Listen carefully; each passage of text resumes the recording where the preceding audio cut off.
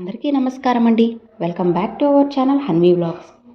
ఇక ఈరోజు వీడియో ఏంటి అంటే నవంబర్ 26 నుండి ఫిబ్రవరి 17 వరకు శుక్రమూఢమి అయితే వచ్చేసింది. ఇక ఈ 3 నెలలు మీరు చాలా జాగ్రత్తగా ఉండాలి. అసలు చేయకొన్ని పనులు ఏంటి, ఏం చేస్తే కలిసి వస్తుందో అన్నీ మనం తెలుసుకుందాం. మన శాస్త్రాల్లో గ్రహాలకు ఎక్కువ ప్రాధాన్యత ఉంటుంది. గ్రహస్థితులు సరిగ్గా లేకపోతే ఎలాంటి శుభకార్యాలు చేయలేరు. ఇక ఇలాంటి కీడు కాలాన్ని మూఢమంటారు. అయితే ఈ నెల 26వ తేదీ నుండి వచ్చే సంవత్సరం ఫిబ్రవరి 17 వరకు శుక్రమౌఢ్యం ఏర్పడుతుంది. సుమారు 83 రోజుల పాటు, అంటే 3 నెలల పాటు మంచి రోజులే లేవని చెప్పుకోవాలి. ఈ మూఢం సమయంలో ఎలాంటి శుభకార్యాలు చేయకూడదు. చిన్నదైనా సరే అస్సలు చేయకూడదు. కాబట్టి ఫిబ్రవరి 17 వరకు ఈ 3 నెలల్లో పొరపాటున కూడా కొన్ని తప్పులను చేయకూడదు. అసలు శుక్రమూఢం ఎందుకు వస్తుంది?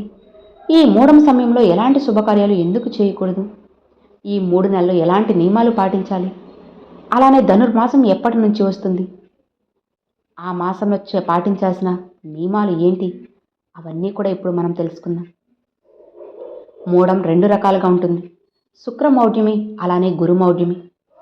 ప్రస్తుతం శుక్రమౌఢ్యమి ఏర్పడింది. ఈ మూఢం సమయంలో చాలా జాగ్రత్తగా ఉండాలి. ఏదైనా శుభకార్యం చేస్తే అస్సలు కలిసి రాదు. మీ ఇంట్లో చెడు సంఘటనలు జరుగుతాయి, ఆర్థిక నష్టాలు వస్తాయి.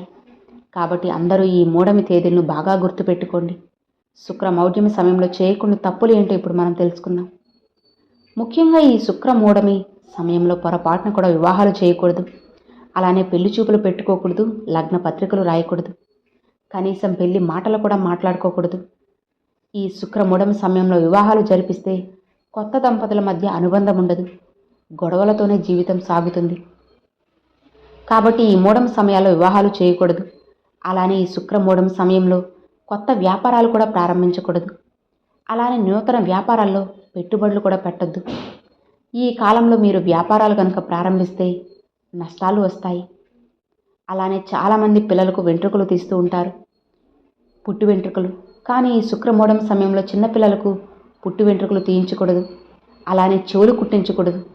ఈ మూఢం సమయంలో పుట్టు వెంట్రుకలు తీయిస్తే చిన్నపిల్లలకు దీర్ఘకాలిక సమస్యలు వస్తాయి. అలానే నూతన వాహనాలు కొనకూడదు. ఈ సమయంలో కొంటే వాహన ప్రమాదాలు జరుగుతాయి.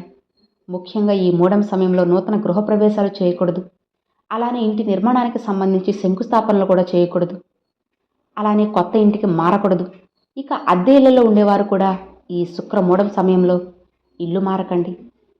ఈ మూఢం సమయంలో ఇల్లు మారితే ఆ ఇల్లు అస్సలు కలిసి రాదు. అలానే చాలామంది దేవుని మొక్కులు తీర్చుకుంటూ ఉంటారు, కానీ ఈ సమయంలో అస్సలు తీర్చకండి. ఇక అలానే మనలో చాలామంది ప్రత్యేకంగా దేవుని వ్రతాలు చేసుకుంటారు. అయితే ఈ మూఢం సమయంలో ముఖ్యమైన వ్రతాలు కూడా చేయకూడదు, ఉపనయనాలు కూడా చేయకూడదు, ఇంట్లో యజ్ఞాలు కూడా నిర్వహించకూడదు. అలానే దేవుని విగ్రహ ప్రతిష్టాపనలు చేయకూడదు. ఇక చాలామంది పెద్ద ఎత్తున పుట్టినరోజును జరుపుకుంటారు, కానీ ఈ శుక్రమౌఢ్యం సమయంలో భారీ ఎత్తున పుట్టినరోజులు అస్సలు జరుపుకోకూడదు. అలానే ఈ సమయంలో బావులు తవ్వడం, చెరువులు తవ్వడం చేయకండి. బంగారాన్ని లక్ష్మీదేవిగా భావిస్తారు కాబట్టి ఈ మూఢం సమయంలో ఇంట్లో ఉన్న బంగారాన్ని తాకట్టు పెట్టకండి. ఈ సమయంలో తాకట్టు పెడితే ఇంట్లో ఉన్న లక్ష్మీదేవి వెళ్ళిపోతుంది. మరి ఈ శుక్రమూఢం సమయంలో ఎలాంటి పనులు చేయాలి అంటే చిన్నపిల్లలకు అన్నప్రాసన వేడుకలు చేసుకోవచ్చు, అలానే సీమంతాలు చేసుకోవచ్చు, తీర్థయాత్రలకు వెళ్ళవచ్చు, దూర ప్రయాణాలు చేయొచ్చు, నిత్యం నిర్వహించే పూజ కార్యక్రమాలు, పండుగలు యథావిధిగా చేసుకోవచ్చు. మీ పాతింటికి ఏదైనా మరమ్మతులు ఉంటే చేయించుకోవచ్చు. అలానే భూములు కొనడం లేదా అమ్మడం ఇలాంటివి చేయొచ్చు.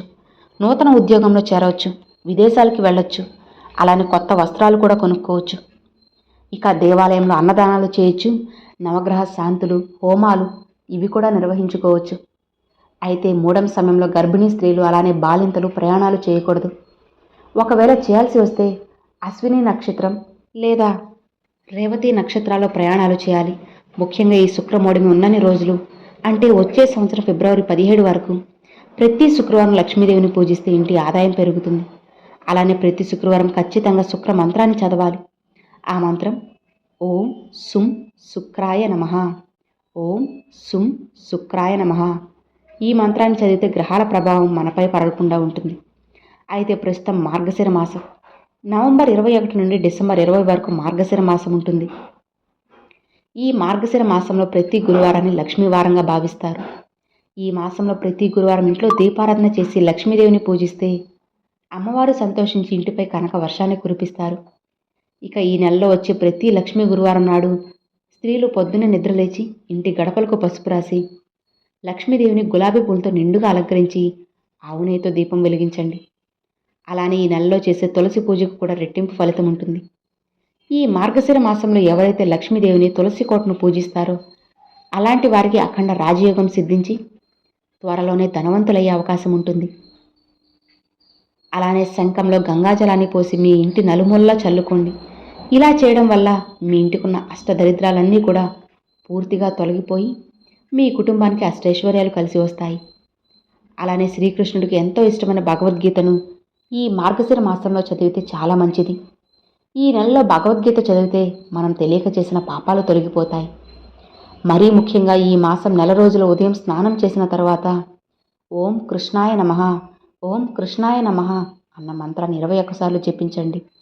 మీ కోరికలన్నీ నెరవేరుతాయి. మార్గశిర మాసంలో ధనుర్మాసం వస్తుంది. డిసెంబర్ 16వ తేదీ సోమవారం నుండి ధనుర్మాసం మొదలై జనవరి 14 వరకు ఉంటుంది. ఈ మాసంలో చేసే పూజలకు ఇంకా రెట్టింపు ఫలితం ఉంటుంది. ఏడాది కాలం అంటే దేవతలకు ఒక్క రోజుతో సమానం. అందులో భాగంగా ఈ ధనుర్మాసం నెల రోజులు దేవతలకు ప్రాతకాలం అని చెబుతారు. కాబట్టి ఈ మార్గశిర మాసం నెల రోజులు అలానే ధనుర్మాసం నెల రోజుల పాటు లక్ష్మీదేవిని విష్ణుమూర్తిని విశేషంగా పూజించాలి. అలానే ఈ ధనుర్మాసం నెల రోజులు ఇంటి ముందు రంగురంగు ముగ్గులు వేసి ముగ్గు మధ్యలో గొబ్బెమ్మలు పెట్టాలి. ఈ ధనుర్మాసంలో ప్రతిరోజు ఉదయం సాయంత్రం దీపారాధన చేయాలి. పూజలు చేసేవారు మహావిష్ణువుని విశేషంగా పూజించి చక్కెర పొంగలి, పులగం, దద్దోజనం ఇలాంటి నైవేద్యాలు నివేదించాలి. ఈ మార్గశిర మాసంలో అలానే ధనుర్మాసంలో మీకున్న స్తోమతను బట్టి పేదలకు దాన ధర్మాలు చేయండి. ముఖ్యంగా పేదలకు దుప్పట్లు దానం చేస్తే కోటి జన్మల పుణ్యఫలితం ఉంటుంది. పెళ్లి కాని అమ్మాయిలు ఈ ధనుర్మాసంలో ఖచ్చితంగా కాత్యాయని వ్రతాన్ని ఆచరించాలి. పూర్వం ఈ వ్రతాన్ని స్వయంగా శ్రీకృష్ణుడి సలహా మేరకు గోపికలు ఆచరించి శ్రీకృష్ణుడినే భర్తగా పొందారట. శ్రీ గోదాదేవి కూడా ఈ వ్రతాన్ని ఆచరించి శ్రీ రంగనాథుడిని భర్తగా పొందినట్లు మన పురాణాలు చెబుతున్నాయి.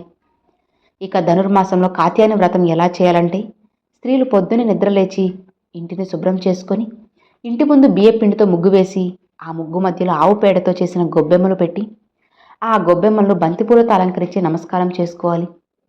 తరువాత ఇంట్లో దీపారాధన చేసి మహావిష్ణువుని అలానే లక్ష్మీదేవిని పూజించాలి. ఇక వచ్చే సంవత్సరం 2026 ఫిబ్రవరి 17 వరకు శుక్రమూఢం ఉంది. అసలు ఈ శుక్రమూఢం అంటే ఏంటో ఇప్పుడు మనం తెలుసుకుందాం. ఈ మూఢం సమయంలో శుక్రగ్రహానికి చాలా తక్కువ శక్తి ఉంటుంది. శుక్రగ్రహం బలంగా ఉంటేనే శుభకార్యాలు చేయడానికి మంచి రోజులు ఉంటాయి. కానీ ఎప్పుడైతే ఈ గ్రహం బలహీనంగా ఉంటుందో ఆ సమయంలో ఏం చేసినా సరే అస్సలు కలిసి రాదు. కాబట్టి దీన్ని శుక్రమూఢమి అని కూడా అంటూ ఉంటారు. సో విన్నారు కదండి, ఈ వీడియో మీ అందరికీ ఎంతో బాగా నచ్చింది అని అనుకుంటున్నాను. నచ్చితే ఒక చిన్న లైక్ చేయండి, మరికొంతమంది మీ ఫ్రెండ్స్ అండ్ ఫ్యామిలీస్కి షేర్ చేయండి. ఫస్ట్గా మన ఛానల్ చూసేవాళ్ళు సబ్స్క్రైబ్ చేసి సపోర్ట్ చేయండి ఫ్రెండ్స్. Thanks for watching. జై వారాహి.